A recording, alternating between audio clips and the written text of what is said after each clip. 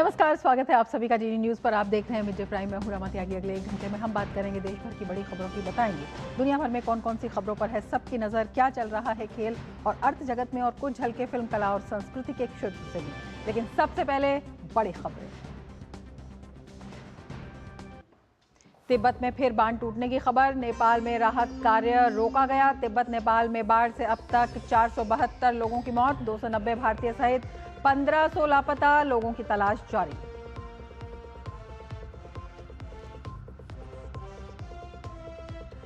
महाराष्ट्र में आज से धर्मांतरण से जुड़ा कानून लागू। स्वैच्छिक धार्मिक स्वतंत्रता को बनाए रखते हुए अवैध या जबरन धर्मांतरण पर अंकुश लगाना उद्देश्य।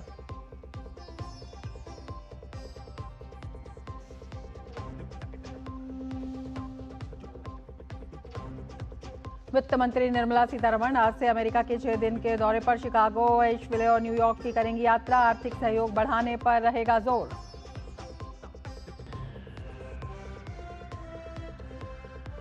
रक्षाबंधन को लेकर देश भर में उत्साह और उमंग का माहौल। बहनें भाइयों की कलाई पर बांध रही हैं राखी। राष्ट्रपति, उपराष्ट्रपति और प्रधानमंत्री ने दी शुभकामनाएं।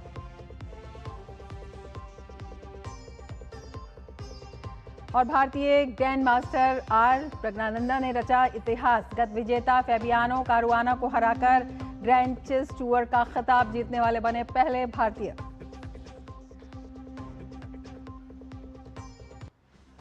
और अभी खबर आ रही है तिब्बत में फिर से बांध टूटने की। ये खबर है, नेपाल पुलिस ने अलर्ट जारी किया है। बचाव कर्मियों को सुरक्षित स्थान पर जाने की सलाह दी है। तिब्बत में फिर से बांध टूटने की खबर है। नेपाल पुलिस ने अलर्ट जारी किया है। रसुआ जिले में बाढ़ का खतरा लगातार मंडरा रहा है। बचाव कर्मियों को सुरक्षित स्थानों पर जाने की सलाह दी है। तिब्बत में बांध टूटने की खबर फिर से, और नेपाल पुलिस के हवाले से यह खबर आई है और सुरक्षित स्थानों पर लोगों को जाने के लिए कहा है। नेपाल पुलिस ने अलर्ट जारी किया है। फिर से बांध टूटने की खबर, तो लगातार संकट वहां पर जारी है। बचाव कर्मियों को सुरक्षित स्थान पर जाने की सलाह दी गई है। नेपाल से इस वक्त ये बड़ी खबर आ रही है।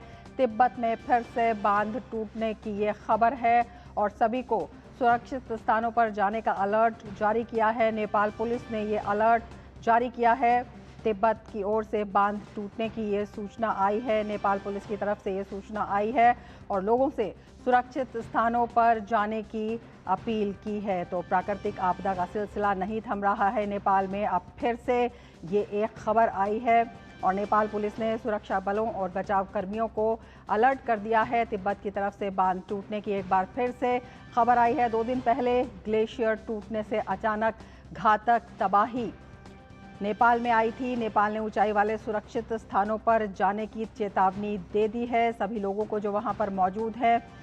नेपाल पुलिस के मुताबिक रसुआ जिले में बाढ़ का खतरा लगातार है।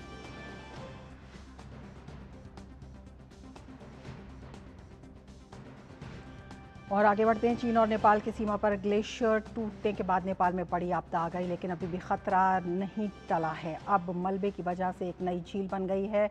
इस झील को लेकर चीनी अधिकारियों का दावा है कि झील का पानी ओवरफ्लो हो रहा है, जिसके चलते बचाव के काम को रोक दिया गया है। जानकारी के मुताबिक झील में अब 25 लाख क्यूबिक मीटर से ज़्यादा पानी इकट्ठा हो चुका है। एक दिन पहले चीन की 8 सदस्यों की टीम ने अनुमान लगाया था कि पानी 15 से 20 लाख क्यूबिक मीटर के बीच है। गुरुवार को चीन ने चेतावनी दी थी कि अगले 3 दिनों में और 30 लाख क्यूबिक मीटर पानी आ सकता है। अनुमान है कि ये इतना पानी है जिसमें लगभग 1200 ओलंपिक साइज के स्विमिंग पूल तैयार हो जाएं। ऐसे में अब झील के फटने का खतरा बढ़ गया है। ऐसे में तिब्बत से लेकर नेपाल तक फिर से अलर्ट जारी किया गया है। तो नया खतरा मंडरा रहा है। नेपाल और तिब्बत में अचानक आई भीषण बाढ़ में मरने वालों की संख्या बढ़कर 472 हो गई। नेपाल में मरने वालों की संख्या आज बढ़कर 469 हो गई, जबकि पड़ोसी तिब्बत में 3 लोग मारे गए। राहत और बचाव अभियान के तीसरे दिन भी शवों के मिलने का सिलसिला जारी है। नेपाल पुलिस ने एक बयान में बताया कि देश के 8 जिलों से शव बरामद किए गए हैं। पुलिस के अनुसार चितवन से 178, नवलपरासी ईस्ट से 110, गोरखा से 44, नुआकोट से 37 और धादिंग जिले से 33 शव बरामद किए गए हैं। इसी तरह तनहू से 28, नवल परासी वेस्ट से 27 और रसुआ से 12 शव मिले हैं। अब तक प्रभावित इलाकों से 1545 घायल और फंसे हुए लोगों को सुरक्षित निकाला गया है। इनमें से 84 लोगों का काठमांडू के अलग अलग अस्पतालों में इलाज चल रहा है। पुलिस के बयान के मुताबिक इस त्रासदी के बाद तीसरे दिन भी खोज और बचाव अभियान जारी है। अभियान में 7,451 सुरक्षाकर्मी तैनात किए गए हैं, जिनमें नेपाल सेना के 2,391 जवान शामिल हैं। नेपाल में लापता लोगों की तलाश जहां जारी है, वहीं उनके परिजन भी उनकी तलाश के लिए परेशान हो रहे हैं। नेपाल में भीषण बाढ़ और तबाही के बीच कल आए भूकंप ने लोगों की चिंता और बढ़ा दी है। रिक्टर पैमाने पर 3.2 तीव्रता का भूकंप दर्ज किया गया। इस झटके से किसी बड़े नुकसान की खबर नहीं है। हालांकि ये घटना ऐसे वक्त हुई है जब भोटेकोशी नदी के पास नई झील बनने से निचले इलाकों में बाढ़ का खतरा मंडरा रहा है। प्राधिकारियों ने चेतावनी दी है कि यदि ये प्राकृतिक अवरोधक टूटता है तो नदी और उसके निचले इलाकों में पानी का तेज बहाव एक बार और आ सकता है। चीनी प्राधिकारियों के अनुमान के अनुसार बृहस्पतिवार सुबह तक नई अवरोधक झील में करीब 20 लाख घन मीटर पानी जमा हो चुका था और अगले 3 दिन में इसमें करीब 30 लाख घन मीटर और पानी आने की आशंका है। इससे प्राकृतिक अवरोध के टूटने को लेकर चिंता बढ़ गई। ये झील छोचेन, खोला और पुरेपू सांगपो नदियों के संगम के पास बनी है। ये नदियां तिब्बत से निकलती हैं और नेपाल में भोटेकोशी नदी तंत्र का हिस्सा बनती हैं। नेपाल के जल विज्ञान एवं मौसम विज्ञान विभाग ने कहा कि उसे चीनी प्राधिकारियों से इस झील के बारे में जानकारी मिली है और भोटेकोशी एवं त्रिशूली नदी क्षेत्रों में बाढ़ का खतरा बना हुआ है। विभाग ने लोगों से नदी किनारों से दूर रहने और सुरक्षित स्थानों पर रहने की अपील की है। यात्रियों, सुरक्षा कर्मियों और तलाश एवं बचाव दलों को भी सतर्क रहने की सलाह दी गई है। चीनी अधिकारी झील की स्थिति पर नजर रखे हुए हैं और संभावित बाढ़ का आकलन एवं जोखिम विश्लेषण कर रहे हैं।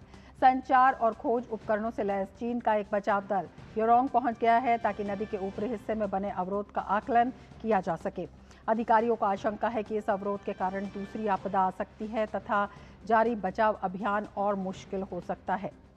नेपाल में आई भीषण आपदा के बाद भारत ने भी अपने नागरिकों का पता लगाने के प्रयास तेज कर दिए हैं। विदेश मंत्रालय ने कहा है कि 290 भारतीय नागरिकों से अब भी संपर्क नहीं हो पाया है।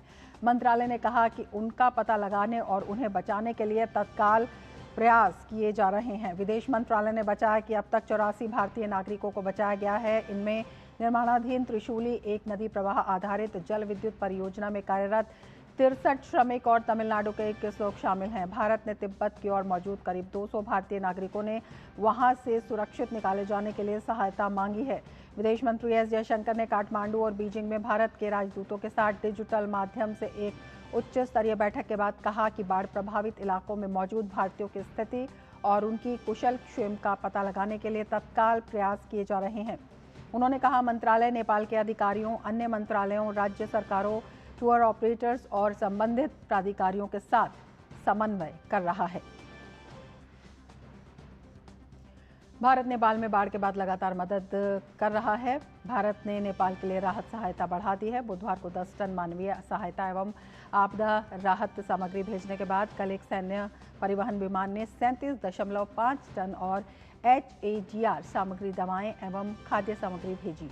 इस तरह अब तक कुल 47.5 टन सहायता भेजी जा चुकी है। राहत सामग्री के साथ एक और Indian air force C-130J transport aircraft आज नेपाल के लिए रवाना होने की उम्मीद है।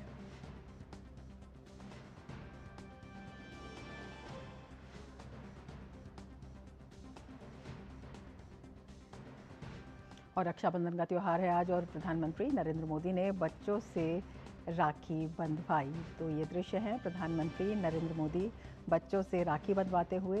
रक्षाबंधन का त्यौहार प्रधानमंत्री मनाते हुए, बच्चों के साथ संवाद करते हुए और उनसे राखी बंधवाते हुए। तो बेहद भावुक ये पल है जब प्रधानमंत्री नरेंद्र मोदी बच्चों से राखी बंधवा रहे हैं, उन्हें आशीर्वाद दे रहे हैं।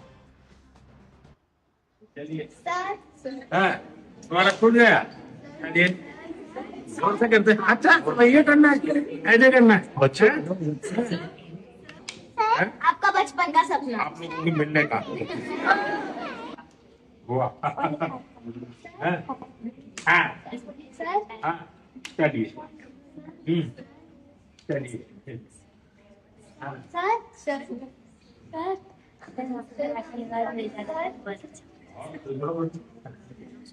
दादी का ऐसे कर लो चलिए हाँ तुम्हारा खुल गया चलिए जोर से करते हैं अच्छा ये करना है ऐसे करना है अच्छा आपका बचपन का सपना। आप लोगों की मिलने का वाह हाँ हाँ हाँ चलिए चलिए हाँ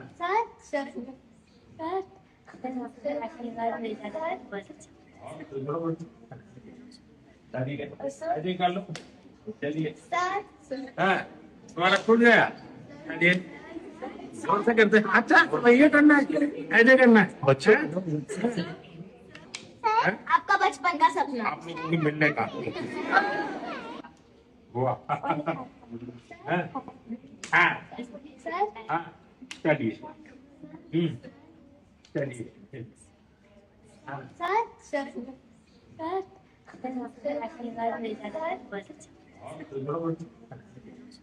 दादी का ऐसे कर लो चलिए हाँ तुम्हारा खुल गया चलिए जोर से करते हैं अच्छा ये करना है ऐसे करना है अच्छा आपका बचपन का सपना। आप लोगों की मिलने का वाह हाँ हाँ हाँ चलिए चलिए हाँ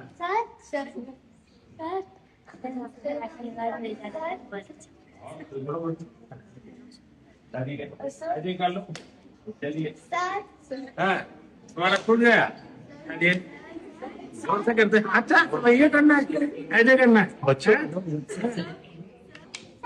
आपका बचपन का सपना। आप लोगों की मिलने का वाह हाँ हाँ हाँ चलिए चलिए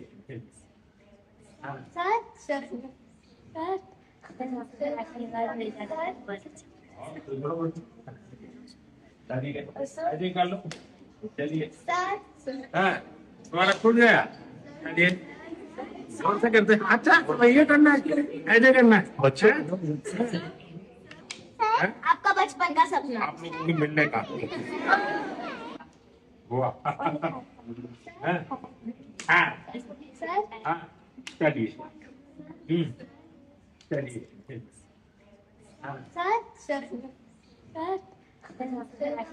चलिए हाँ दादी का ऐसे कर लो चलिए हाँ तुम्हारा खुल गया चलिए जोर से करते हैं अच्छा ये करना है ऐसे करना है अच्छा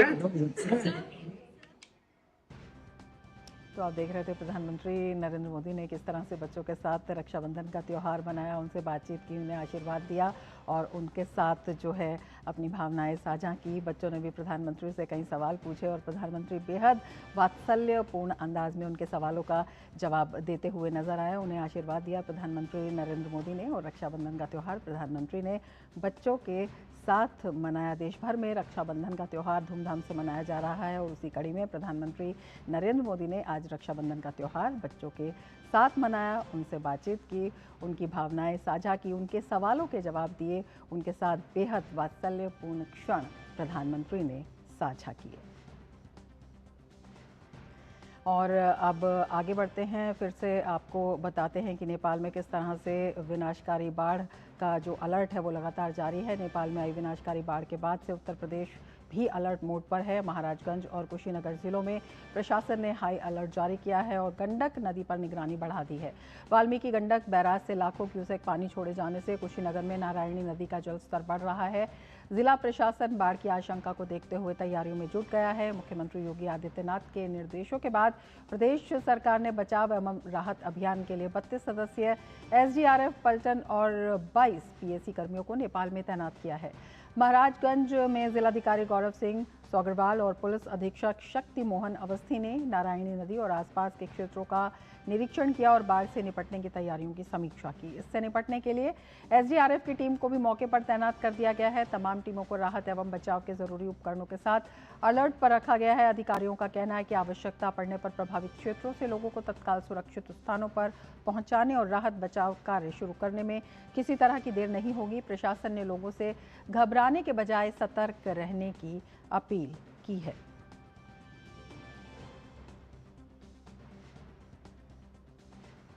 तो नेपाल में बाढ़ की वजह से यूपी में भी हाई अलर्ट घोषित कर दिया गया है। नेपाल में आई बाढ़ को देखते हुए बिहार सरकार ने सीमावर्ती इलाकों में निगरानी और तैयारियां बढ़ा दी हैं। बिहार के मुख्यमंत्री सम्राट चौधरी ने गुरुवार को बगहा, वाल्मीकि नगर, बेतिया और मोतिहारी जैसे सीमावर्ती क्षेत्रों का हवाई सर्वेक्षण कर बाढ़ की स्थिति का जायजा लिया। मुख्यमंत्री सम्राट चौधरी ने उच्च स्तरीय समीक्षा बैठक कर अधिकारियों को पूरी तैयारी रखने के निर्देश दिए। स्वास्थ्य और कृषि मंत्रियों ने हाई लेवल बैठक कर बाढ़ संभावित जिलों में आपात चिकित्सा, संक्रामक रोगों की रोकथाम और कृषि सुरक्षा की तैयारियों की समीक्षा की। सरकार की कोशिश है कि अगर नेपाल की ओर से पानी का दबाव बढ़ता है तो प्रभावित इलाकों में समय रहते राहत और बचाव की व्यवस्था की जा सके। मुख्यमंत्री ने प्रशासनिक अधिकारियों के साथ संभावित प्रयास, एहतियाती उपाय, सुरक्षा व्यवस्था और राहत बचाव कार्यों को लेकर तैयारियों की समीक्षा की। उन्हें निर्देश दिया कि किसी भी आपात स्थिति से निपटने के लिए सभी जरूरी संसाधन तैयार रखे जाएं।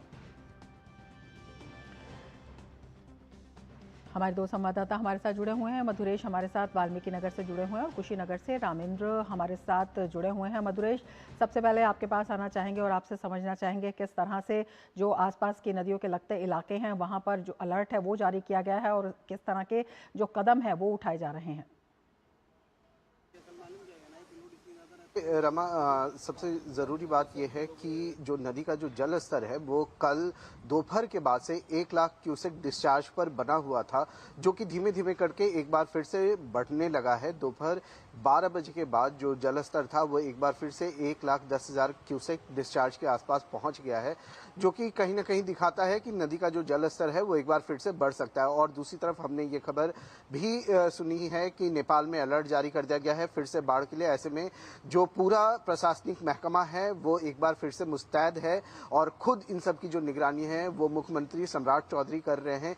एक कमांड सेंटर का गठन किया गया है पटना में, जिसकी अध्यक्षता डीजीपी और मुख्य सचिव कर रहे हैं और 6 जिले जिनको हाई अलर्ट पे रखा गया है, जिसमें पूर्वी चंपारण, पश्चिमी चंपारण, मुजफ्फरपुर, गोपालगंज, वैशाली और सारण, ये 6 जिले जो हैं वहां से हर घंटे वहां रिपोर्ट मांगी जा रही है, रिपोर्ट लिया जा रहा है और जो कुछ भी परेशानी अगर कुछ भी ऐसी है तो वहां से उनको डायरेक्ट जो है वो दिशा निर्देश दिया जा रहा है और इन सब की मॉनिटरिंग खुद सीएम सम्राट चौधरी कर रहे हैं। इसके अलावा मैं बताना चाहूंगा कि गंडक के किनारे जो पिछले 2-3 दिनों में जो लोग भी बसे हुए थे उनको ऊंचे स्थान पर पहुंचा दिया गया है। उनके लिए सामुदायिक रहने की व्यवस्था की गई है। इसके साथ ही सामुदायिक किचन और मेडिकल फैसिलिटी का भी वहां पे व्यवस्था किया गया है, ताकि जो आम लोग हैं उनको किसी तरह की परेशानी का सामना न करना पड़े। एक बात और महत्वपूर्ण ये है कि गंडक के किनारे ज्यादातर गांव जो बसे हुए हैं, ऐसे में जो ग्रामीण हैं उनके पशु भी उनके साथ में हैं। ऐसे में जो पशु के साथ में ग्रामीण सामुदायिक भवनों में पहुंचे हैं उनके पशुओं के भी रहने की व्यवस्था की गई है और उनके चारे की भी व्यवस्था की गई है। कुल मिलाकर के अगर देखा जाए तो आम जो नागरिक है उनको किसी तरह की परेशानी ना हो, इसका जिला प्रशासन ने पूरा इंतजाम किया गया है। इसके अलावा जो जल संसाधन विभाग के जो कर्मचारी और अधिकारी हैं वो लगातार जो तटबंध हैं उसकी पेट्रोलिंग कर रहे हैं। उनके साथ में बिहार पुलिस के भी जवान हैं और लगातार अपने कमांड सेंटर को वो अपडेट भी कर रहे हैं कि तटबंध की क्या स्थिति है। अगर कहीं भी 0.01% की भी अगर परेशानी तटबंध में समझ में आ रही है, तुरंत उसके रिपेयरिंग का कार्य शुरू कर दिया जा रहा है और प्रशासन बिल्कुल पूरी तरीके से तैयार है। प्रशासन की तरफ से ये बताया गया है कि अभी तक जो जल स्तर है वो चिंता का विषय नहीं है, लेकिन अभी भी खतरा टला नहीं है। सतर्क रहने की जरूरत है और लगातार इस चीज को लेकर के जगह जगह पर माइकिंग की जा रही है, जिसमें खुद जो जिला अधिकारी हैं वो इन सारी चीजों की मॉनिटरिंग कर रहे हैं। जी बिल्कुल, कुशीनगर से हमारे साथ रामेंद्र जुड़े हुए हैं। रामेंद्र, किस तरह पर वहां पर स्थिति पर लगातार नजर रखी जा रही है, किस तरह से जरूरी कदम जो है वो वहां पर उठाए गए हैं, प्रशासन किस तरह से सतर्क है और किस तरह से तमाम निगरानी तंत्र है वहां पर जो पल पल की नजर रख रहा है? देखिए रमा, यहाँ जितने वरिष्ठ अधिकारी हैं वो जमीन पर तैनात किए गए हैं। डीएम, एसपी, एडीएम और एसडीएम यहाँ 2 बार दौरा कर चुके हैं। हम अपने कैमरामैन से कहेंगे दिखाएं कि एसडीआरएफ की टीम यहाँ तैनात है, यहाँ नावें रखी गई हैं, उनकी पूरी एक यूनिट यहाँ तैनात की गई है। ये बेसिकली गंडक नदी है जिसको नारायणी नदी कहते हैं, नेपाल से बहती हुई आती है। तीसरा बंधा है कुशीनगर के खड्डा क्षेत्र में, के टकराती है तो कई जगह इसने कटाव भी किया, वहां बोरियां डाली गई हैं और कई डेड बॉडीज यहां से निकाली गई। कल तक 3 डेड बॉडी निकाली गई थी। कई छत बिछत शव इससे बहते हुए देखे गए, कई जानवरों के शव बहते हुए देखे गए हैं। तो अभी बहाव तेज है पानी का, तो पानी तो सामान्य स्थिति में है, चूंकि 1.5 लाख क्यूसेक पानी जब डाला गया था उसके बाद थोड़ी बाढ़ आई थी, तब से सामान्य स्थिति में पानी है, लेकिन बहाव इसी तरह है। जिला प्रशासन ने व्यवस्था की है कि पूरी तरीके से जो मॉनिटरिंग चल रही है। अगर हम कैमरामैन से कहें, पीछे हमारे एसडीएम और जो प्रशासनिक अधिकारी हैं वो आ रहे हैं, लगातार देख रहे हैं कि जलस्तर बढ़ा तो नहीं है। अगर जलस्तर बढ़ रहा है तो वो उसकी भी सूचना दी जा रही है। दूसरा, जो तराई के जो गांव हैं उन प्रयास किया गया कि उनको अलर्ट मोड पे रखा जाए। प्रशासन ने वो सारी तैयारी की है कि अगर जरूरत पड़े तो तत्काल उनको चिकित्सा सुविधा उपलब्ध कराई जाए, भोजन की सुविधा उपलब्ध कराई जाए, उनके जानवरों को चारा की सुविधा उपलब्ध कराई जाए और किन ऊंचे स्थानों पर ले जाना, ये तैयारी प्रशासन ने करके रखी है। लेकिन अभी तक कोई ऐसी चुनौती सामने नहीं आई है। लगातार मॉनिटरिंग चल रही है। आप देख रहे होंगे हमारा कैमरा स्क्रीन पर एसडीएम है, सीओ है, प्रशासनिक अधिकारी हैं जो लगातार देख रहे हैं कि जलस्तर में कोई बाढ़ तो नहीं आई, बढ़ तो नहीं रहा है। तो ये सारी चीजें अभी तक चल रही है। रमा, बिल्कुल। मधुरेश, आपसे समझना चाहेंगे कौन कौन से ऐसे इलाके हैं जो कि संवेदनशील की स्थिति में कैटेगरी में रखे गए हैं, किस तरह से वहां पर सतर्कता बरती जा रही है और किस तरह से वहां पर। रामेंद्र अभी हमारे साथ जुड़े हैं। रामेंद्र, जिस तरह से आपने बताया, रमा आपके आवाज हमको मिल नहीं पा रही है, दोबारा अगर फोन कनेक्ट कर बेहतर होगा।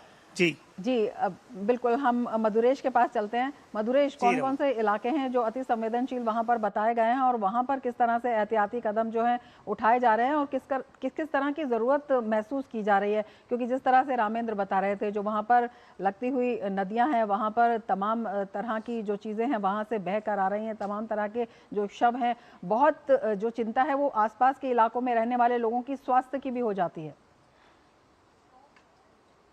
हाँ बिल्कुल, देखिए जो त्रिशूल नदी और नारायणी नदी, इन दोनों नदियों के संगम से ही गंडक नदी का निर्माण होता है। जो गंडक नदी बिहार में भी बहती है और जैसा कि रामेंद्र बता रहे थे, यूपी के इलाके से होते हुए फिर वापस बिहार में इंटर करती है। तो निश्चित रूप से इसी नदी के ऊपर में जो गवर्नमेंट है उसका फोकस है, क्योंकि इसी में बाढ़ की संभावना है। तो 6 जिले जिनका नाम मैं पहले भी बता रहा था, पूर्वी चंपारण, पश्चिमी चंपारण, गोपालगंज, सारण, मुजफ्फरपुर और वैशाली, 6 जिले जो हैं इनको अलर्ट पे रखा गया है। इन 6 जिलों में से ही ये नदी होकर के बहती है।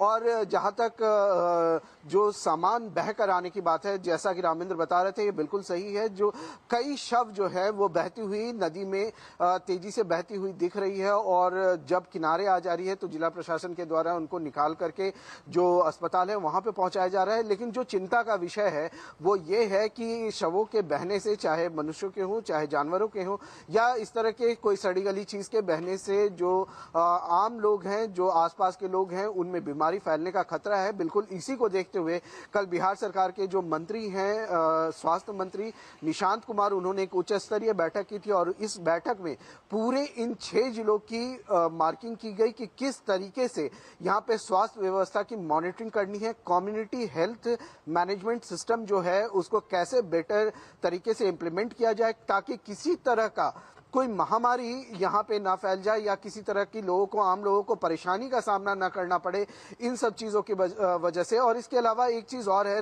रमा, मैं बताना चाहूंगा कि इस इलाके में लगातार बारिश हो रही है। मैं पीछे की तरफ अगर आप को दिख रहा हो तो लगातार यहाँ पे बारिश हो रही है। तो इस बारिश के कारण भी जो आम लोग हैं, जो यहाँ पे जिला प्रशासन के लोग हैं, उनको परेशानी का सामना करना पड़ रहा है।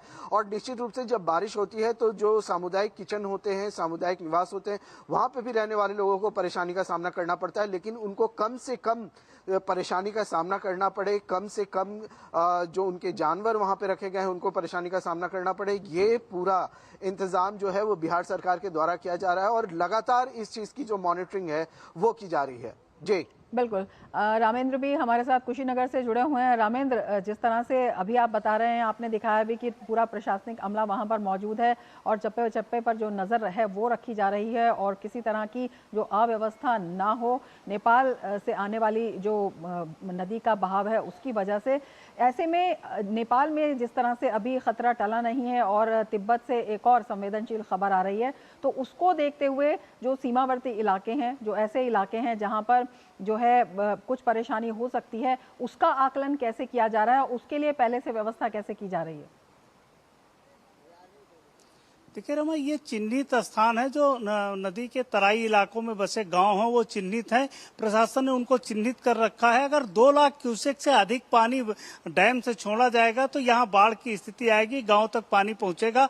तो उसकी तैयारी करके रखी है प्रशासन ने कि किस गांव के लोगों को किन ऊंचे क्षेत्रों में ले जाना है, वहां पर क्या तैयारियां करनी है। पूरा फुल प्रूफ व्यवस्था है कि वहाँ टेंट लगाए जाने हैं, सामुदायिक कुछ भवन हैं जिनमें उनको रोका जाना है, कैसे जानवरों के लिए क्या व्यवस्था की जानी, दवाओं की क्या व्यवस्था की जानी, भोजन के पैकेट तैयार हैं, सामुदायिक किचन की व्यवस्था कैसे की जानी है। ये तैयारी प्रशासन ने करके रखी है। लेकिन अभी तक कोई चुनौती नहीं पेश आई है। कब पेश आएगी ये कोई नहीं कह सकता। जिस तरीके से तिब्बत के हालात हैं, जिस तरह से नेपाल के हालात हैं, वो कब यहाँ चुनौती बढ़ जाएगी ये नहीं कहा जा सकता।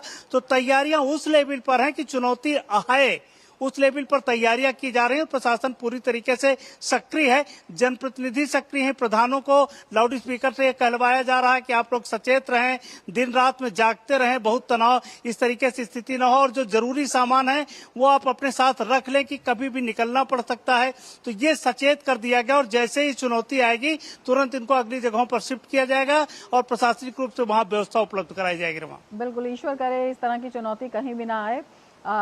आप नज़र बनाए रखिए रामेंद्र और मधुरेश, और आगे भी आपसे जानकारी लेते रहेंगे। फिलहाल शुक्रिया पूरी जानकारी के लिए। मिड डे प्राइम में आगे बढ़ेंगे, लेकिन उससे पहले लेते हैं एक ब्रेक। आप देखते रहिए जीजी न्यूज़।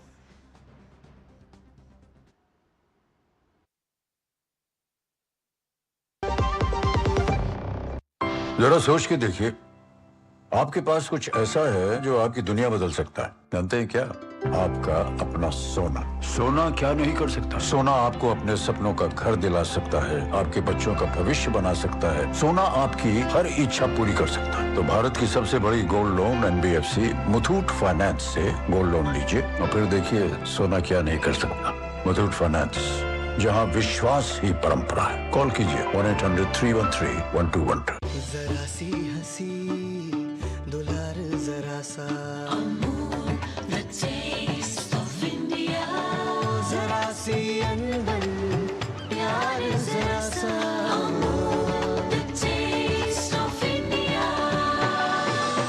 यही तो अमूल है स्वाद इंडिया का, यही तो अमूल है।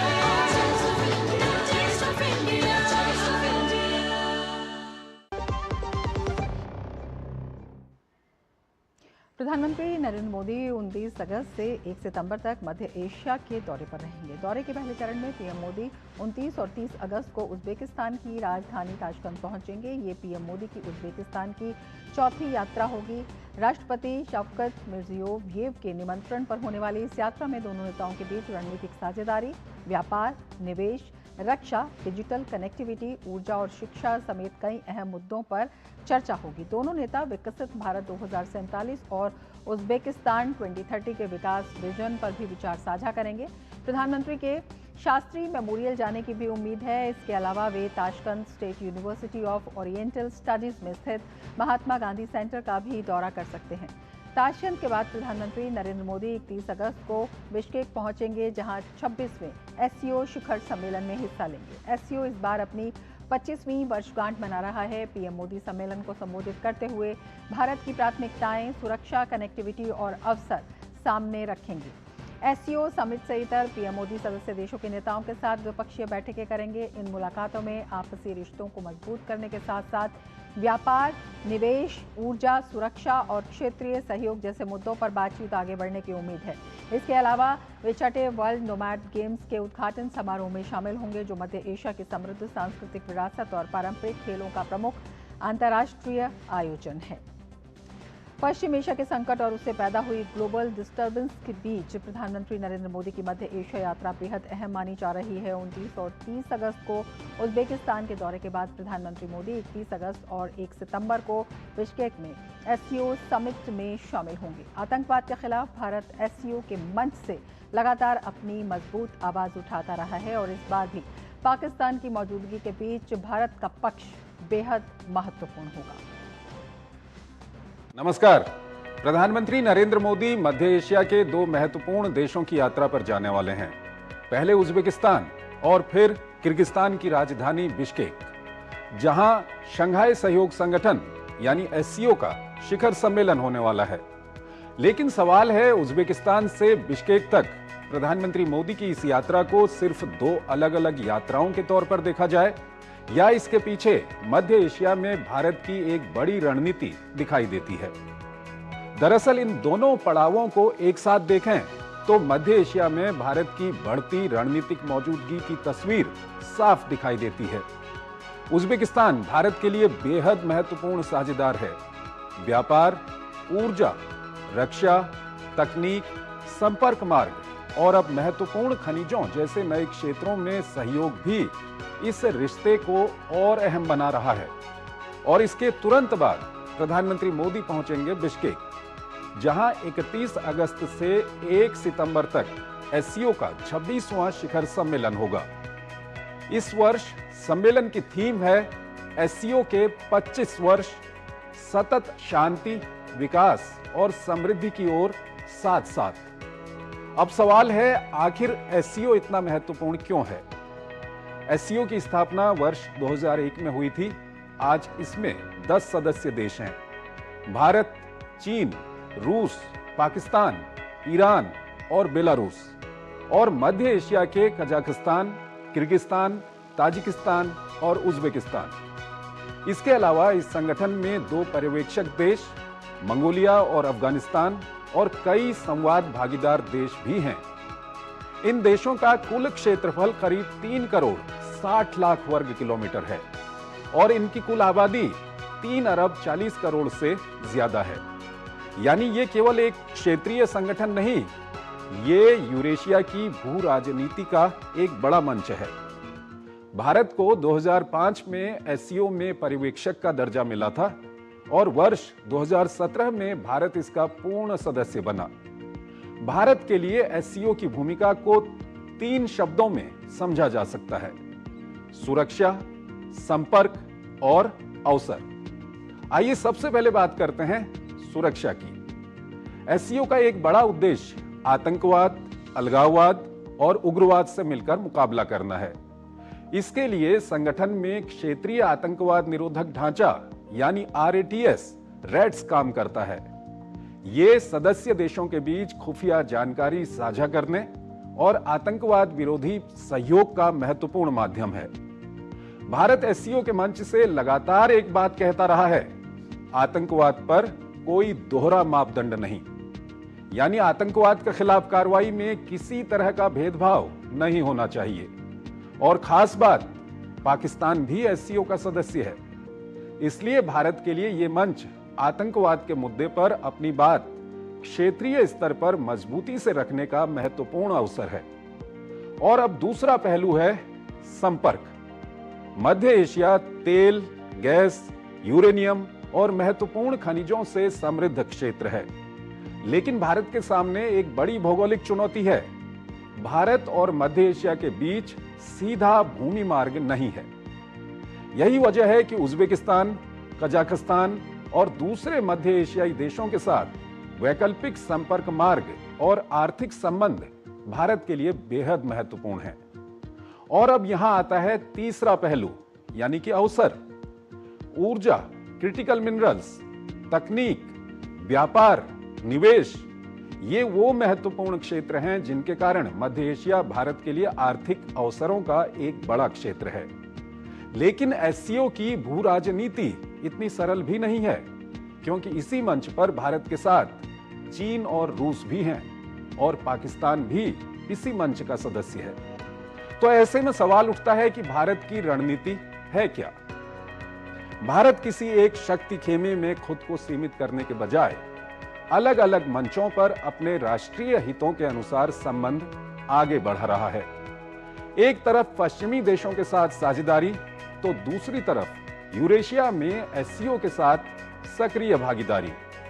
यानी भारत की कोशिश है अपनी स्वतंत्र रणनीतिक जगह बनाए रखना। और इसी वजह से उज्बेकिस्तान से बिश्केक तक प्रधानमंत्री मोदी की ये यात्रा महत्वपूर्ण हो जाती है। तो आज इतना ही। नमस्कार।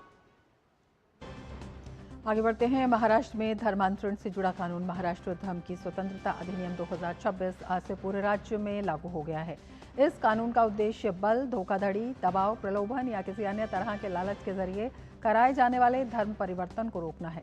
कानून के तहत विवाह के माध्यम से कराए जाने वाले जबरन या अनुचित प्रभाव वाले धर्मांतरण को भी रोकने का प्रावधान है।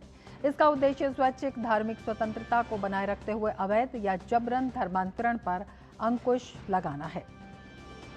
चलिए आपको विस्तार से बताते हैं। अगर कोई स्वेच्छा से धर्म परिवर्तन करता है तो उसके लिए धर्म बदलने से 60 दिन पहले डीएम को आवेदन देना अनिवार्य होगा। धर्मांतरण कराने वाले धर्मगुरु को भी 60 दिन पूर्व सूचना देना जरूरी है। धर्मांतरण पूरा होने के बाद प्रशासन को पुनः घोषणा देना आवश्यक होगा।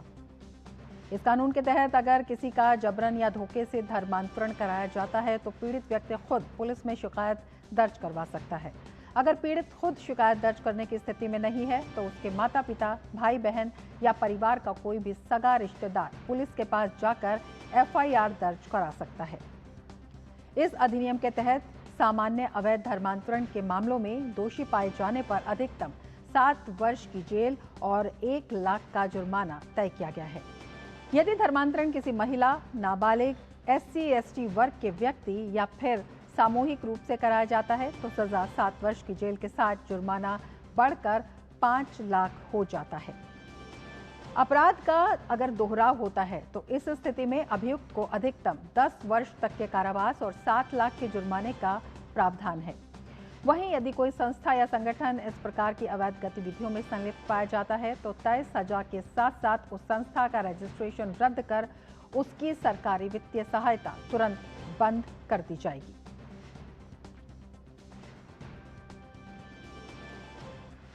आगे बढ़ेंगे। केंद्र सरकार ने दिल्ली में 35 रुपए प्रति किलोग्राम की सब्सिडी वाली कीमत पर प्याज की खुदरा बिक्री शुरू कर दी है। राष्ट्रीय राजधानी और आसपास के शहरों में आपूर्ति बढ़ाने तथा कीमतों को नियंत्रित करने के लिए महाराष्ट्र के नासिक से लगभग 453.65 टन प्याज लेकर पहली कांदा एक्सप्रेस शुक्रवार को दिल्ली पहुंची। 21 वैगनों में लाई गई इस प्याज का कुछ हिस्सा चंडीगढ़, लुधियाना और जम्मू जैसे नजदीकी शहरों में भेजा जा रहा है। केंद्र सरकार के पास इस समय मूल्य स्थिरीकरण कोष के तहत बफर स्टॉक के रूप में लगभग 1.21 लाख टन प्याज मौजूद है। इसके अलावा चेन्नई जाने वाली कांदा एक्सप्रेस रैक को आज ही लोड करके 3 अन्य गंतव्यों मदुरई, एर्नाकुलम और गुवाहाटी के लिए एक के बाद एक रैक रवाना की जाएगी। बफर स्टॉक जारी होने से एक सप्ताह के भीतर दिल्ली में प्याज की खुदरा कीमतों में कमी होने की उम्मीद है। वित्त मंत्री निर्मला सीतारमण आज से 6 दिवसीय अमेरिका दौरे पर रहेंगी। इस दौरान वे शिकागो, एशविल और न्यूयॉर्क का दौरा करेंगी। शिकागो में वित्त मंत्री प्रमुख निवेशकों, सीईओज और निजी क्षेत्र के वरिष्ठ प्रतिनिधियों के साथ बैठक करेंगी। इन बैठकों में भारत में निवेश के अवसर, देश की आर्थिक स्थिति और भारत अमेरिका के बीच कारोबारी और निवेश साझेदारी को मजबूत करने पर चर्चा होगी। Nirmala Sitharaman University of Chicago के Polsky Center for Entrepreneurship and Innovation भी जाएंगी, जहां स्टार्टअप, इनोवेशन और टेक्नोलॉजी के क्षेत्र में सहयोग पर बातचीत होगी। इसके बाद इसमें वित्त मंत्री, G20 वित्त मंत्रियों और केंद्रीय बैंक गवर्नर्स की बैठक में भारतीय प्रतिनिधिमंडल का नेतृत्व करेंगी। 31 अगस्त और 1 सितंबर को होने वाली इस बैठक में वैश्विक आर्थिक और वित्तीय चुनौतियों पर चर्चा होगी। भारत इस मंच पर वैश्विक आर्थिक मुद्दों को लेकर अपना पक्ष रखेगा और G20 देशों के साथ सहयोग मजबूत करने की कोशिश करेगा। अमेरिका दौरे के आखिरी चरण में वित्त मंत्री न्यूयॉर्क जाएंगी, जहां निवेशकों और वित्तीय क्षेत्र के वरिष्ठ अधिकारियों से मुलाकात करेंगी। इस दौरान नैस्डैक में बेल रिंगिंग समारोह में भी शामिल होंगी। गौरतलब है कि वित्त मंत्री 25 अगस्त से कनाडा और अमेरिका के 9 दिवसीय दौरे पर हैं। कनाडा में उन्होंने भारत कनाडा आर्थिक और वित्तीय सहयोग को मजबूत करने पर चर्चा की। कनाडा में भारत कनाडा के बीच ये पहली द्विपक्षीय आर्थिक और वित्तीय वार्ता थी, जिसमें दोनों देशों ने निवेश, वित्तीय क्षेत्र, ऊर्जा सुरक्षा, खाद्य सुरक्षा और महत्वपूर्ण खनिजों समेत कई अहम मुद्दों पर बातचीत की। प्रधानमंत्री जनधन योजना के 12 वर्ष पूरे हो गए हैं। ये देश में वित्तीय समावेशन के परिदृश्य को बदलने की दिशा में एक अहम पड़ाव है। इस योजना की शुरुआत प्रधानमंत्री नरेंद्र मोदी ने 2014 में आज ही के दिन की थी। ये योजना भारत में वित्तीय समावेश के क्षेत्र में बदलाव लाने की दिशा में एक अहम पड़ाव रहा है। वित्त मंत्रालय के अनुसार इस योजना के तहत अब तक 59 करोड़ से ज्यादा खाते खोले जा चुके हैं, जिनमें कुल जमा राशि 3,17,000 करोड़ रुपए है। दुनिया की सबसे बड़ी वित्तीय समावेश पहल के तौर पर प्रधानमंत्री जनधन योजना सभी भारतीयों के लिए बैंकिंग सेवाओं तक पहुंच को नए सिरे से परिभाषित कर रही है। प्रति खाता औसत जमा राशि 5,356 रुपए है। योजना के तहत 78% खाते ग्रामीण या अर्ध शहरी इलाकों में खोले गए हैं और लगभग 56% खाते महिलाओं के नाम पर हैं। PMJTY அக்கௌண்ட்டை லாஸ்ட் 3 இயர்ஸ்க்கு முன்னாடி ஓப்பன் பண்ணேன். சுய உதவி குழுக்காக கிளை மேலாளர் வந்து ஒரு குழு ஏற்பாடு பண்ணாங்க. அப்போ வந்து நான் அதில் ஜாயின் பண்ணி அதில் ஜீரோ பேலன்ஸ் அக்கௌண்ட்டு சேமிப்பு எதுவும் இல்லாமல் ஓப்பன் பண்ணலாம் அப்படின்னு சொன்னாங்க. ஸோ மினிமம் அக்கௌண்ட் இல்லாதனால நான் ஓப்பன் பண்ணி அதனால் எல்லா சேவையுமே என்னால் அடைய முடிஞ்சுது. அதுவும் இல்லாமல் என்னோடய ஃபேமிலி மெம்பர்ஸ் எல்லாருமே இதில் அக்கௌண்ட் வச்சுருக்காங்க. வங்கி சேவை வந்து கொஞ்சம் ஈஸியாகவும் இருக்குது. நமக்கு கஸ்டமர் ரெஸ்பான்சிபிள் நல்லாவே பேங்க் சைட்லேருந்து இருக்குது. आज जनधन योजना सिर्फ बैंक खाता खोलने की योजना नहीं, बल्कि गरीब और वंचित वर्ग को औपचारिक अर्थव्यवस्था से जोड़ने का एक बड़ा माध्यम बन चुकी है। आज 99.9% आबाद गांवों में 5 किलोमीटर के भीतर बैंकिंग आउटलेट उपलब्ध हैं और यही मजबूत बैंकिंग का आधार यूपीआई और डिजिटल लेन देन के तेज विस्तार की नींव भी बना है। आइए जानते हैं देशवासियों के लिए कैसे ये योजना फायदेमंद साबित हुई है। जिन लोगों के पास बैंक अकाउंट नहीं था, ये जनधन योजना के नीचे हम लोगों ने उसको पूरे तरीके से फैलाया है। शुरू में जब जनधन शुरू किया तो काफ़ी अकाउंटों में कोई एक्टिविटी नहीं होती थी, वो अब बहुत कम हो गई है। ज़ीरो बैलेंस अकाउंट भी बहुत कम हो गए। तो इसका मतलब ये हमारी जो स्कीम थी, सरकार की स्कीम थी, ये काफ़ी अच्छी स्कीम थी और लोगों ने उसका भरपूर लाभ उठाया है। केंद्र और राज्य सरकार से जितना भी फंड पैसा आता है बस वही खाता में आता है और उससे हमको बहुत लाभ मिला। मेरे परिवार के सभी वयस्क सदस्यों के पास यूनियन बैंक का अकाउंट है। प्रधानमंत्री जनधन योजना के माध्यम से मेरी जीवन शैली बहुत ही अच्छी चल रही है। मैं बाकायदा अपने अकाउंट से पैसा निकासी और जमा करता रहता हूँ। मैं रुपए डेबिट कार्ड का इस्तेमाल करता हूँ और इससे मुझे लोन और ओवरड्राफ्ट की सुविधा बाकायदा मिलती रहती है। सरकार की तरफ से जो भी मिलती है सहाय वो मेरे खाते में तुरंत आ जाती है। जो नुकसानी वगैरह मिलती है वो भी हमारे खाते में जमा हो जाती है। जो राशि मिलती है ना वो भी सर मिल जाती है और बाद में मैं अपना रुपये क्रेडिट कार्ड भी यूज़ करता हूँ, उससे भी मुझे फ़ायदा है। रक्षाबंधन का त्योहार आज पूरे देश में मनाया जा रहा है। इस मौके पर बहनें अपने भाइयों के कलाई पर रंग बिरंगी राखी बांधती हैं और उनकी खुशहाली, सेहत और समृद्धि के लिए प्रार्थना करती हैं। रक्षाबंधन के मौके पर आज बाजारों में चहल पहल देखी जा रही है। साथ ही बस अड्डों पर भी लोगों की भीड़ नजर आ रही है। राखी और मिठाइयों समेत तरह तरह की सामग्रियों से पूरा बाजार गुलजार है। रक्षाबंधन के त्योहार को लेकर दिल्ली के बाजार सजे हुए हैं। बाजारों में आधुनिक डिजाइन वाली राखियों के साथ साथ पारंपरिक राखियों की भी खूब मांग देखने को मिल रही है।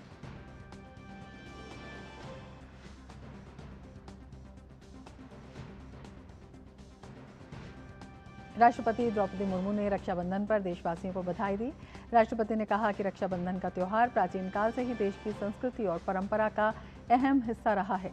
राष्ट्रपति ने कहा रक्षाबंधन पर बहनें अपने भाइयों की कलाई पर राखी बांधती हैं। उन्होंने कहा ये त्योहार याद दिलाता है कि हर रिश्ता भरोसे, संवेदनशीलता और आपसी सहयोग के आधार पर टिका होता है। राष्ट्रपति मुर्मू ने हर नागरिक से परिवार और समुदायों के बीच रिश्तों को मजबूत करने का संकल्प लेने और इसी भावना के साथ विकसित भारत की ओर आगे बढ़ने का आग्रह किया। भारत के उपराष्ट्रपति सीपी राधाकृष्णन ने रक्षाबंधन के पावन अवसर पर देशवासियों को शुभकामनाएं दी। अपने एक्स पोस्ट में उन्होंने कहा ये पर्व हर्षोल्लास का पर्व है, प्रेम, स्नेह और एकजुटता के बंधन को और मजबूत करे तथा हमें करुणा, सद्भाव और आपसी सम्मान के मूल्यों को बनाए रखने के लिए प्रेरित करे। सभी के सुख, शांति और समृद्धि की कामना करता हूं। प्रधानमंत्री नरेंद्र मोदी ने रक्षाबंधन के अवसर पर देशवासियों को शुभकामनाएं दी हैं। प्रधानमंत्री ने सोशल मीडिया प्लेटफॉर्म एक्स पर लिखा कि रक्षाबंधन की बहुत बहुत शुभकामनाएं। ये पावन पर्व आप सभी के जीवन में खुशहाली, समृद्धि और सफलता लेकर आए। स्नेह, अपनत्व और आपसी विश्वास की डोर सदैव अटूट बनी रहे, यही कामना है।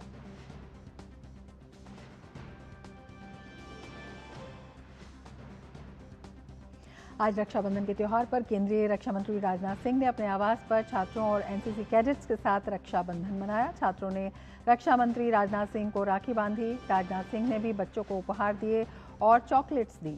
रक्षा मंत्री ने एक्स पर पोस्ट कर सभी नागरिकों को रक्षाबंधन की बधाई दी।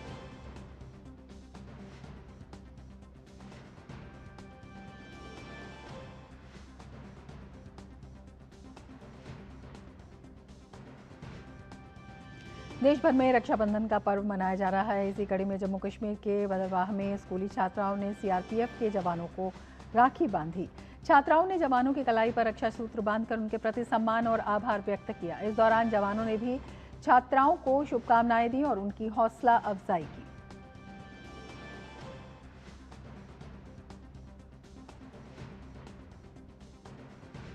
देश भर में रक्षाबंधन का पर्व धूमधाम के साथ मनाया जा रहा है। इसी अवसर पर वाराणसी में बाबा विश्वनाथ मंदिर में विशेष पूजा अर्चना आयोजित की गई। भगवान को राखी चढ़ाई गई। भारी संख्या में भक्तों ने भगवान के दर्शन किए और पूजा अर्चना में हिस्सा लिया।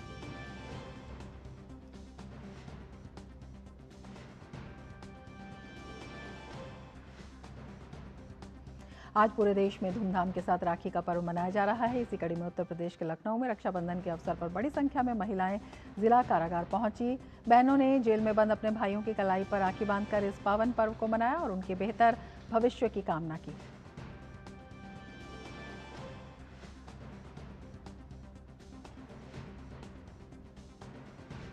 और दिल्ली से हमारे साथ हमारी संवाददाता उर्वशी जुड़ी हुई है और ज़्यादा जानकारी के साथ। उर्वशी, किस तरह से जो रक्षाबंधन का त्यौहार है वो देश भर में धूमधाम के साथ मनाया जा रहा है, किस तरह से रौनक जो है वो दिखाई दे रही है और किस तरह से विशेष प्रबंध भी किए गए हैं?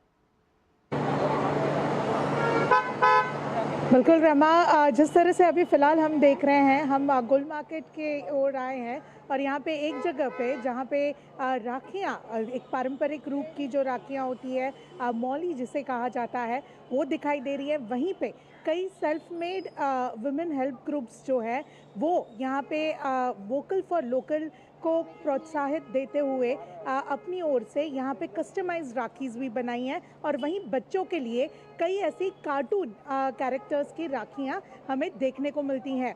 अभी भी फ़िलहाल मार्केट में बहुत ज़्यादा भीड़ है, जहाँ पे आज भी जो है सारी बहनें अपने भाइयों के लिए जो है राखी खरीदते हुए दिखाई दे रही हैं। एक जगह जहाँ पे राखी खरीदते हुए लोग दिखाई दे रहे हैं, वहीं पे दूसरी ओर मिठाइयाँ जो है वो बहुत बड़े पैमाने पे लोग ले रहे हैं, ये समझ के आ रहा है।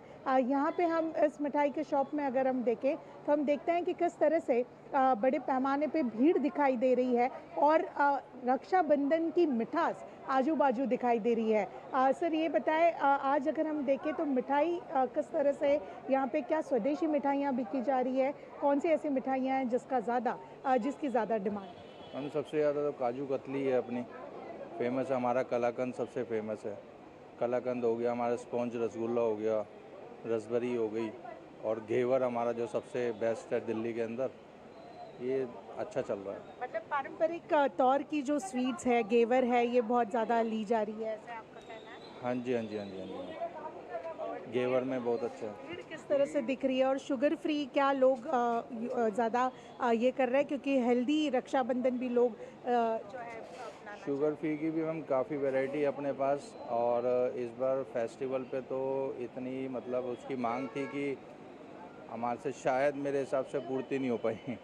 इतनी भीड़ थी और इतना क्राउड था, काफ़ी कुछ था। फिलहाल हम ये भी देखते हैं कि किस तरह से डिफरेंट पैकेजेस यहाँ पे स्पेशली रक्षाबंधन के लिए बनाया गया है। मैम, आप रक्षाबंधन में किस तरह से चीज़ों को आप यहाँ पे लेने आई हैं? एक जगह राखियाँ दिख रही हैं, दूसरी ओर मिठाइयाँ। नहीं, इतने अच्छे फेस्टिवल पे और इतने स्ट्रॉन्ग बॉन्ड वाले फेस्टिवल पे और हम अच्छी जगह से भाइयों को खिलाना चाहेंगे तो कलेवा is one of the best outlet. Otherwise आप देखें तो मिठास आप स्प्रेड करती हैं, आपके लिए रक्षाबंधन का महत्व क्या है as a citizen, as Indian citizen? स्वदेशी कोई स्वीट्स लेना चाहेंगी? हाँ, it's a bond and for the sweets, ये हमारे ट्रेडिशनल रहा है हमेशा से स्वीट्स खिलाना, तो हम उसी को ही फॉलो करते आ रहे हैं। तो रमा, कलाई पर राखी, मुंह में मिठाई, इसी तरह से रक्षाबंधन की खासियत हमें यहाँ पे दिल्ली में देखने को मिल रही है। बड़े पैमाने पे यहाँ पे लोग आए हैं, कोई कुछ मिठाइयाँ ले रहे हैं तो कोई कुछ मिठाइयाँ ले रहे हैं, और साथ ही में अलग अलग राखियों के साथ रक्षाबंधन का इस प्यार के अटूट रिश्ते का जो ये त्यौहार है उसको मनाया जा रहा है। बिल्कुल, पूरे देश में ये त्यौहार मनाया जा रहा है और किस तरह से ये त्यौहार एकता के सूत्र में भी, वात्सल्य के सूत्र में भी, स्नेह के सूत्र में भी और एक दायित्व के सूत्र में भी बांध रहा है सभी को। ये अपने आप में ये दृश्य आपने दिखाया। बहुत शुक्रिया उर्वशी तमाम जानकारी के लिए। आगे बढ़ेंगे। श्री अमरनाथ यात्रा आज रक्षाबंधन के त्यौहार के साथ संपन्न होगी। 57 दिन तक चलने वाली ये यात्रा इस साल 3 जुलाई को शुरू हुई थी। यात्रा का समापन पवित्र गुफा मंदिर में महंत दीपेंद्र गिरी के नेतृत्व में पवित्र छड़ी मुबारक के पहुंचने के साथ होता है। इस वर्ष पहलगाम और बालटाल दोनों रास्तों से 4,80,000 से ज्यादा श्रद्धालुओं ने ये यात्रा की। यात्रा के दौरान श्रद्धालु भगवान शिव का आशीर्वाद लेने और प्राकृतिक रूप से बने बर्फ के शिवलिंग के दर्शन करने के लिए लगभग 3,888 मीटर की ऊंचाई पर स्थित पवित्र अमरनाथ गुफा मंदिर जाते हैं। जम्मू कश्मीर में सालाना बाबा बूढ़ा अमरनाथ यात्रा भी आज संपन्न होगी। श्रावण मास में आयोजित होने वाली 12 दिन की इस यात्रा में श्रद्धालु पूजा अर्चना करने के लिए जम्मू कश्मीर के पुंछ जिले में स्थित बाबा बूढ़ा अमरनाथ मंदिर जाते हैं। पुंछ जिले की मंडी तहसील के राजपुरा गांव में स्थित बाबा बूढ़ा अमरनाथ मंदिर भगवान शिव को समर्पित है।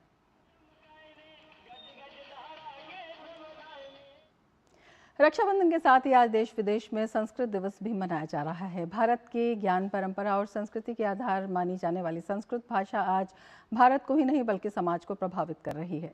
इस भाषा के संरक्षण, संवर्धन और समाज में इसके पठन पाठन को बढ़ावा देने के लिए हर वर्ष श्रावण मास की पूर्णिमा के दिन विश्व संस्कृत दिवस मनाया जाता है। देखिए डॉक्टर लता वशिष्ठ की ये रिपोर्ट।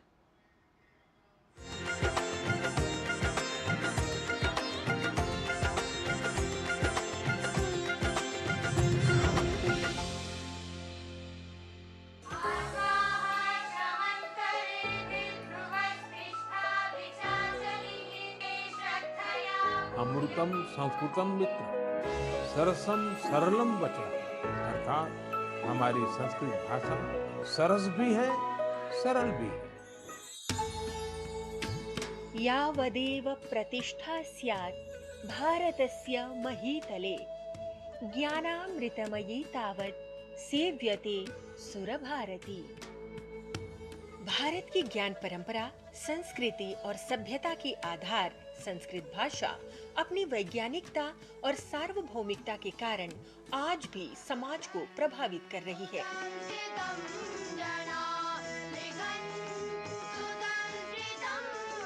इस समृद्ध भाषा के संरक्षण, संवर्धन और समाज में इसके अध्ययन उपयोग को बढ़ावा देने के लिए प्रतिवर्ष श्रावण मास की पूर्णिमा तिथि को विश्व संस्कृत दिवस मनाया जाता है।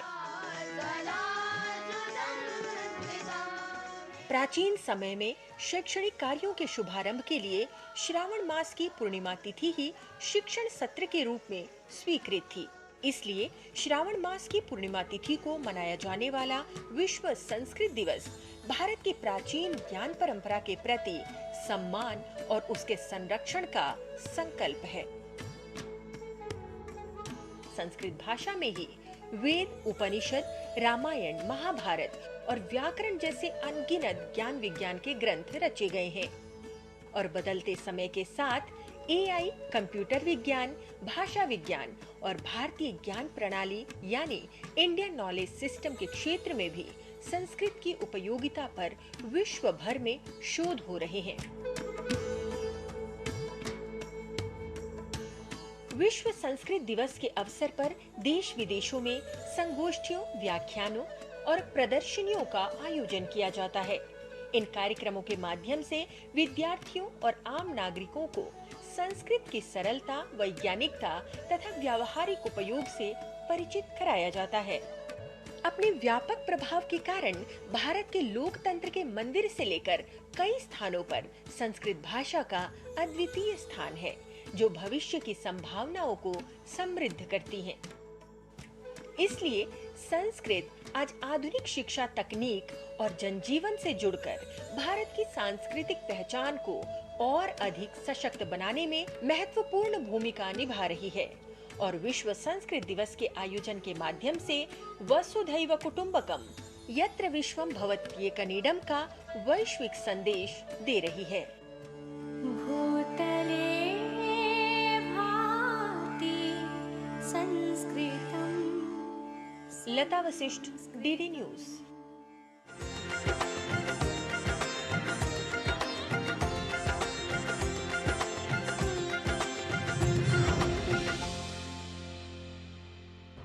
आगे बढ़ते हैं। भारतीय ग्रैंड मास्टर आर प्रज्ञानंदा ने इतिहास रच दिया है। वो ग्रैंड चेस टूर जीतने वाले पहले भारतीय बन गए हैं। प्रज्ञानंदा ने रोमांचक फाइनल मुकाबले में मौजूदा चैंपियन फैबियानो कारुआना को हराकर यह खिताब अपने नाम किया। शानदार वापसी करते हुए उन्होंने जीत दर्ज की। फाइनल के आखिरी दिन प्रज्ञानंदा कारुआना से 6 अंक पीछे चल रहे थे। क्लासिकल गेम्स के बाद वो 3-9 से पिछड़ रहे थे, लेकिन रैपिड सेक्शन में उन्होंने जोरदार वापसी की और दोनों गेम जीतकर स्कोर 11-9 कर दिया। इसके बाद मुकाबला ब्लिट्ज गेम्स में पहुंचा। पहला ब्लिट्ज गेम ड्रॉ रहा, जिसमें दोनों खिलाड़ियों ने जीत के मौके गंवाए। दूसरे ब्लिट्ज गेम में कारुआना ने जीत दर्ज कर स्कोर 12-12 से बराबर कर दिया। मुकाबला बेहद रोमांचक मोड़ पर पहुंच गया, लेकिन प्रज्ञानंदा ने धैर्य बनाए रखा और ऐतिहासिक खिताब अपने नाम कर लिया। इस जीत के साथ प्रज्ञानंदा को $2 लाख अमेरिकी की इनामी राशि मिलेगी और अगले साल के ग्रैंड चेस टूर में उनकी जगह भी पक्की हो गई है। इसके साथ ही मिड डे प्राइम में फिलहाल इतना ही। दीजिए इजाजत, नमस्कार।